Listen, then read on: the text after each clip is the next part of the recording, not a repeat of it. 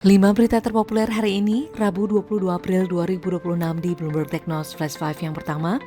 Kemenkyu ganti Febrio Kacaribu dan Luki Alfirman.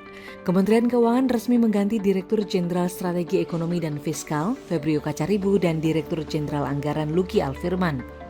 Febrio sebelumnya dikenal sebagai arsitek proyeksi makro APBN termasuk asumsi pertumbuhan ekonomi 5,2% di 2024. Sementara Luki berperan dalam pengelolaan utang negara yang per akhir 2024 mencapai 80.000 triliun rupiah.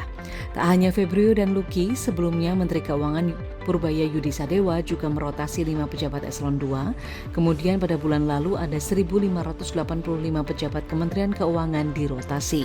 Kedua, sudah direformasi MSCI kembali bekukan rebalancing saham RI. MSCI kembali membekukan rebalancing saham Indonesia dalam indeks globalnya, meski Indonesia telah melakukan reformasi dan perombakan dalam bursa saham.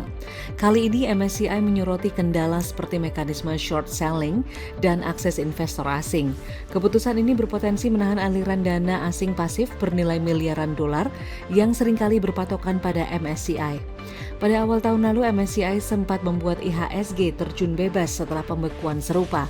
Kini Indonesia menanti kebijakan lanjutan terkait hal tersebut. Ketiga, Trump gunakan undang-undang masa perang dan naik proyek energi baru. Donald Trump disebut menggunakan Defense Production Act untuk mendukung proyek energi baru. Undang-undang ini memberi kewenangan pemerintah mengarahkan industri dan pendanaan strategis secara cepat. Langkah ini dilakukan di tengah persaingan ketat dengan China dalam rantai pasok energi bersih. Namun kebijakan ini menuai kritik karena dinilai terlalu ekspansif secara politik. Di sisi lain, pasar melihat potensi lonjakan investasi di sektor energi masa depan. Keempat, peretas Korea Utara gasak 4,7 triliun rupiah dari kripto Kalp DAO. Kelompok peretas yang diduga dari Korea Utara, Lazarus Group, kembali beraksi menyebabkan platform DeFi Kalp DAO kehilangan dana sekitar 4,7 triliun rupiah atau lebih dari 300 juta dolar Amerika Serikat. Serangan ini memanfaatkan celah smart contract dalam ekosistem staking. Menurut data Chain Analyst, sepanjang 2024 peretas Korea Utara telah mencuri lebih dari 1 miliar dolar Amerika Serikat dari aset kripto global. Kasus ini menambah kekhawatiran terhadap keamanan sektor DeFi yang masih minim regulasi. Investor pun diminta meningkatkan kewaspadaan terhadap resiko cyber.